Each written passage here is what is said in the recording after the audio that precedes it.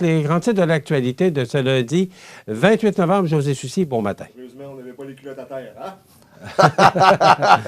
Alors, José, on commence ça sur une note triste.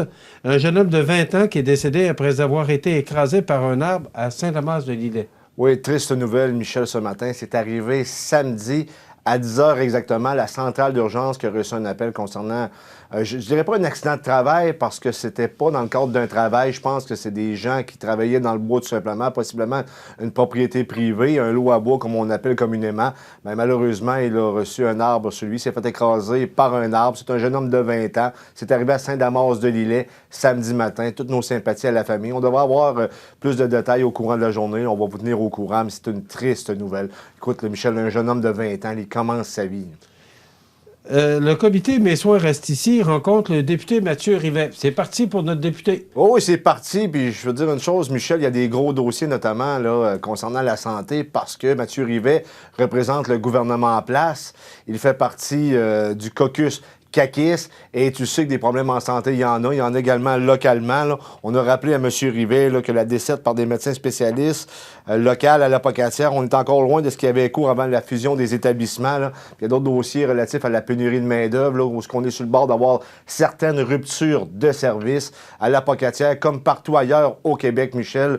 C'est extrêmement difficile pour notre système de santé. Et la question que je pose ce matin devant à peu près tout le monde, est-ce que ce système de santé-là, dans sa forme actuelle, on est capable de le réformer? Il va falloir ultérieurement le changer parce que tu sais, ça coûte grosso modo 1 milliard par semaine. Et si tu regardes ce qui se passe, pas parce que les infirmières se donnent pas au travail, mais l'appareil étatique ou l'appareil de santé est tellement gros qu'on s'y perd en même temps. Puis là, il y a une pénurie de main-d'œuvre. C'est pas très facile. De gros dossiers pour Mathieu Rivet. Là, il a été élu. C'est le bon côté de la chose. Tu fais toi, mais les lendemains, il faut que tu répondes aux interrogations de la population concernant plusieurs enjeux, notamment la santé. Ça reste à suivre pour M. Rivet. Je pense qu'il a du pain sur la planche et c'est partout au Québec, comme je l'ai dit précédemment, Michel. José, il y avait une caricature dans le Journal de Québec, il me semble que c'est samedi, là. On voyait un gros mammouth, là, oui. un gros éléphant, là. Et on voyait le ministre de la Santé là, qui essayait de tirer. Ouais. Le gros éléphant s'appelait Santé. Ouais. Puis on voyait le ministre Dubé là, avec les sueurs. Et la face rouge, je présume. Oui, oui. J'ai trouvé, vraiment, j'ai trouvé bonne la caricature parce que c'est, écoute, ça va faire, je ne sais pas combien, unième réforme qu'on va tenter de faire. Et là, je pense que l'objectif serait de décentraliser, alors qu'avec Barrette, on a voulu centraliser, et là, on veut décentraliser. Le CI3S, plus CIUS est né de la réforme Barrette. Écoute, je commence à être sceptique. L'éducation puis la santé, c'est 50 du budget du gouvernement. Il va falloir qu'on trouve des moyens. Là, plus que ça. J'ai vu là, que le gouvernement fédéral a donné 270 millions là, au gouvernement provincial pour aider la santé au Québec. Mais est-ce que c'est suffisant? Mais, Michel, c'est pas juste une question d'argent, c'est une question de gestion également. Je veux dire, c'est tellement gros, ce système de santé-là. On s'y perd et avec les centralisations, on a de la misère à avoir l'information. C'est toujours compliqué. Il fait un temps là, qu'on avait des services de proximité. Comme exemple, la Sûreté du Québec, on appelait directement au bureau de Montmagny, puis on avait l'information. Là, maintenant, il faut passer au central, malgré que j'ai un bon service de ce côté-là. Mais quand même, c'est de plus en plus difficile pour tout le monde. Ça coûte, comme je l'ai dit, le système de santé est extrêmement cher. Le système de santé au Québec, la santé, c'est le premier budget en importance. Ensuite de ça, c'est l'éducation. Le troisième, c'est l'intérêt sur la dette. Je veux dire, il va falloir qu'on trouve des solutions. Et d'ailleurs, le terme réforme, là, ça veut dire quoi? Réforme, ça veut dire revenir à la base. Est-ce qu'on est en mesure de revenir à la base dans le système de santé? Ouais, ça, là, moi, c'est... Tu sais que j'aime jouer au quilles. Oui. Puis... celui qui m'a montré jouer au hockey, Martin Després, pour le nommer, me dit toujours, quand ça marche pas, là, parce qu'on essaie de se tasser, puis bon, les joueurs de hockey qui nous regardent aujourd'hui comprennent ce que je veux dire, là, parce que ce sont des allées, on appelle ça aérodynamiques, bien, il faut se tasser un peu, tasser d'une planche, c'est l'expression. Et Martin Després m'avait dit, Michel, quand ça marche pas, reviens à la base. C'est vrai dans tout. Et la réforme de la santé ou le système de la santé. Écoute, les Augustines aujourd'hui, là, qui ont fondé notre hôpital à Montmagny, doivent regarder ça et dire mon Dieu, Oui, mais Hein? par contre, dans ce temps-là, avec les Augustines, les sœurs, ça coûtait rien. Je veux dire, ils n'étaient pas payés, c'était l'Église qui s'occupait de ça. Il y avait des avantages, il y avait bien entendu possiblement des inconvénients. Mais je peux Oui, dire sûrement. je peux dire que ça coûte pas mal plus cher aujourd'hui qu'à l'époque des sœurs. Mais tu sais, en même temps, tu faisais une analogie avec les quilles. Moi, je peux pas parler de quilles parce que je suis pas un athlète aussi accompli comme toi, mais il n'en demeure pas moins que la réforme, je voulais juste la glisser, là. Revenir à la base. Oui, oui. Je n'ai jamais oublié ça. Et d'ailleurs, il y avait un tournoi en fin de semaine. Et à un moment donné, j'ai eu de la difficulté dans une partie. Et effectivement, je suis revenu à la base. Et la partie d'ensuite, j'ai joué 201. Ah, c'est bien.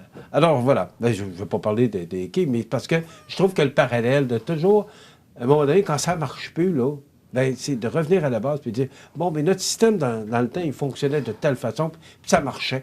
Alors, et je pense, José, je fais plus que penser, les employés, tout le monde vont se mettre, puis ils vont aider si le projet est intéressant, puis viable, et surtout réalisable. Moi, j'ai l'impression qu'en tout cas à Montmagny, que tout le monde va se donner la main et vont dire, hey, regarde, nous autres, on va pousser pour que ça fonctionne. Je pense que tout le monde est à bout de souffle, José. Absolument, tu as entièrement raison, mais comme on l'avait entendu récemment de la part du syndicat, là, des employés de l'hôpital, les deux représentantes qui étaient passées à CMA TV, c'est qu'on amène des solutions, mais on les a jamais, les solutions. Moi, je pense que l'appareil bureaucratique, il y a sûrement d'autres problèmes, il est trop gros. Tu sais, il y a une expression, il y a trop d'officiers pour que de soldats, tu comprends? L'appareil, là, tu viens à un moment donné qu'il faut que, comme on l'a dit, je veux dire, on se répète, mais revenir réellement à la base, puis s'occuper des gens qui sont malades, des patients, et non seulement de l'appareil avec des fonctionnaires par-dessus fonctionnaires, des fonctionnaires qui s'occupent des fonctionnaires, qui s'occupent de fonctionnaires, qui s'occupent eux autres aussi de fonctionnaires. Ça vient que ça finit plus.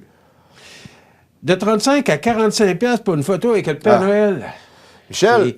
C'est cher? Michel, ça n'a pas de bon sens. J'en ai pas parlé la semaine dernière parce que le vendredi, je n'étais pas là. C'était M. Généreux là, qui a pris la place.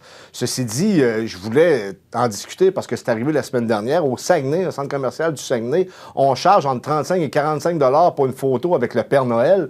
Et lorsqu'on vient pour prendre une photo par nous-mêmes avec nos cellulaires, « Oh, t'as pas le droit, t'as pas le droit! » Je veux dire, je sais pas où est-ce qu'on s'en va. Moi, il fait un temps, là, lorsque j'étais jeune au centre commercial à Rivière-du-Loup, on allait sur les genoux du Père Noël puis il nous donnait une clémentine. Là, maintenant, il faut débourser 45 $. C'est pas pour demander des choses qu'on a. Hein? Change? Non, mais c'est. Écoute, Michel, à un moment donné, la magie de Noël, on repassera cette année. Hein? Mais sais-tu, ce qui est triste là-dedans, là, c'est que 35 à 45 $, alors qu'on sait qu'il y a des familles dans le besoin, là, imagine-toi le petit enfant là, d'une famille qui est dans le besoin, qui veut aller s'asseoir sur le Père Noël. Pour lui donner un peu de joie. Puis, le papa et la maman ne mettront pas 35 et 45 $, ils vont mettre leur priorité aux bonnes places. Je sais pas. Avec l'épicerie qui est extrêmement chère, tu vas aller t'acheter un peu de denrées au lieu de t'asseoir à asseoir ton enfant sur les genoux d'un Père Noël alors que c'était gratuit dans le temps et même qu'on te donnait une clémentine à mon époque. Écoute, moi j'ai connu ça, les enfants en ont eu en masse des photos sur assis sur le Père Noël. Puis on était ici aux Galeries Montmagny. Oui, absolument. Puis c'était un plaisir. Écoute, les enfants, là, je m'en souviens encore, leurs yeux pétillaient d'être assis sur le Père Noël. Ça coûtait pas une scène. Michel, comment puis ça coûte rien pour mais ça. Comment pas, là. Non, je pense pas. Mais pareil. Il faudrait s'informer, José. Oui. Il faudrait s'informer, mais je pense pas qu'on... Non, j'espère qu'ils ne m'embarqueront pas là-dedans, là, ici. Là. Je pense qu'on est plus brillant qu'ailleurs, possiblement pour ça, parce que ça, c'est inacceptable, Michel. Là. 45 $ pour une photo avec le Père Noël. Là. C'est pas une vedette d'Hollywood, le Père Noël. Ça représente, Noël, c'est la fête des enfants, en réalité. Il faut que tu te débourses pour avoir une photo avec le Père Noël avec ton enfant. C'est du grand n'importe quoi. Le chef, on sait qu'on est à la chefferie, on est en campagne pour la chefferie pour le Parti libéral du Québec. Et malgré les appuis reçus, Pierre Moreau, qui est un ex-ministre de l'Éducation, me semble. Je me souviens plus, là. Écoute, tu me prends au dépourvu. OK. Ministre, c'est un ex-ministre. C'est un ministre important des précédents gouvernements libéraux, ça, c'est clair. Sous le gouvernement Couillard, entre autres. Mais, avec Charest également. Beaucoup avec Jean Charest aussi. Moi, je te le dis, c'est regrettable. Il ne sera pas candidat. Et moi, je voyais cet homme-là peut-être susceptible de pouvoir devenir le chef du Parti libéral du Québec. En tout cas, il aurait travaillé fort pour le remettre sur ses rails. Ben écoute, Michel, qui veut prendre ce bateau-là qui est visiblement est à la dérive. Ça ne veut pas dire qu'il n'est pas ramenable, sauf que ça va prendre énormément de temps et de patience et surtout de bonnes idées. Je pense que le Parti libéral devra renouer avec le Québec francophone et surtout le vote nationaliste, parce que tu sais qu'il y a des nationalistes québécois qui veulent demeurer quand même à l'intérieur du Canada, mais qui veulent faire rayonner la province. Et le Parti libéral, notamment sous l'ère de Robert Bourassa, excellait là-dedans. On se rappellera également l'ère de Jean Lesage avec l'équipe du Tonnerre. René Lévesque en faisait partie par ailleurs à cette époque-là. Il faut retourner aux sources. Quand on parle de réformer, revenir à la base, il faut également que le Parti libéral se réforme, parce qu'à la dernière campagne électorale, on ne savait pas trop où le Parti libéral créchait. On avait l'impression qu'on rentrait un peu dans la religion verte, un peu dans le wokisme jusqu'à un certain point. Moi, je te raconte une anecdote, Michel, là, ici, localement, lorsqu'on a présenté le candidat libéral, Sylvain Lemieux, l'ex-chef du Parti libéral est en place, Dominique Anglade, et je réponds à une interrogation, j'ai un échange avec M. Lemieux, et je lui dis l'expression suivante, qui est bien connue, là. Êtes-vous en train de dire, M. Lemieux, qu'il y a plus de chefs que d'Indiens? Tu comprends? C'est une vieille expression en voulant dire qu'il y a plus de boss que d'employés. C'est ça que ça veut dire en réalité. Et là, tu as Maxime Paradis, le journaliste du Placoteux à côté de moi, qui me répond « Tu fais bien José », puis il dit en joke, en farce. On ne peut pas dire ça. Voyons, d'Aster, avec tout ce qu'on peut pas dire, avec le cancel culture, on ne peut pas dire ça. Et Dominique Anglade qui répond sérieusement « Ouais, c'est vrai ». Dire, va falloir que le Parti libéral revienne à la base, revienne à ses militants. Là. On a vu Jean Damour, l'ex-ministre libéral, ministre de la Stratégie maritime, qui est sorti récemment du côté de Rivière-du-Loup, justement, pour dire que ça marchait pas. Puis il faut vraiment là, ramener le navire et sa presse, Michel, parce que le Parti libéral a fait de grandes choses au Québec. Et comme le Parti québécois, c'est deux partis qui se sont complètement perdus, qui ont oublié leur base jusqu'à un certain point, et on a le résultat aujourd'hui. Donc, beaucoup de travail pour nos deux grands partis historiques, soit le Parti libéral et le Parti québécois, qui ont énormément de pain sur la planche, Michel, dans les années à venir, s'ils veulent survivre. Remarque, avec les libéraux, comment je te dirais, c'est plus sécuritaire dans le sens qu'ils ont toujours les anglophones qui votent massivement pour eux. Mais si on regarde le Parti québécois avec 3 députés, hein, on a déjà vu mieux. Puis on s'entend que ça se rue pas aux portes pour la campagne à la chefferie, là, parce qu'à date, reprends-moi si j'ai tort, mais il n'y a personne encore qui a osé, il y a quelques noms qui circulent. Poser sa candidature. Il y a quelques noms qui circulent. Tu as André Fortin. Il circule. Mais personne ne l'a fait officiellement. C'est-à-dire qu'ils ne l'ont pas fait officiellement, mais ils laissent entendre qu'ils seraient intéressés ou ils sont intéressés. Oui, mais moi, je suis capable de te dire, José Soucy est intéressé. Non, pas, je ne veux pas devenir chef du Parti libéral, ça.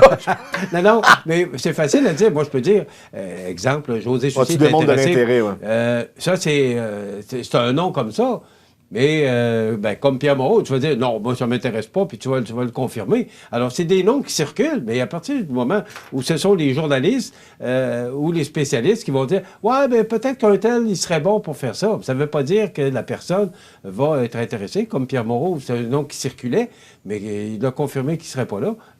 Vas-y pour les noms qui circulent. André Fortin, Monsef Deradji, et même le député fédéral Joël Lightbone, tu te souviens de Joël Lightbone, qui avait fait une sortie notamment là, contre les mesures sanitaires du fédéral, là, qui avait été à l'encontre de son parti. Ça, c'est quand même... Lui a dit qu'il pourrait peut-être... qu'il y pensait. C'est pas un mauvais choix. En même temps, tu as Marc Tanguay, là, qui est le chef par intérimaire, qui ne ferme pas la porte à cette avenue-là.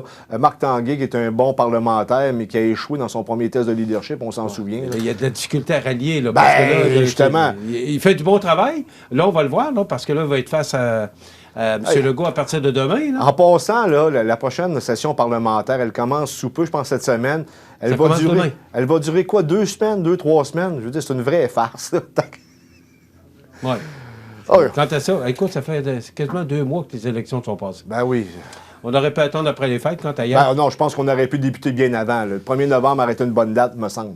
Merci, José. Plaisir. On se retrouve demain. Demain, on aura l'éducation au cœur de notre région. C'est notre chronique en compagnie de notre directeur général, Jean-Marc Jean, du Centre de services scolaires, et l'entrevue avec Claude Waron sur la fraude de la Sûreté du Québec. Alors, je vous souhaite de passer une excellente journée. À demain.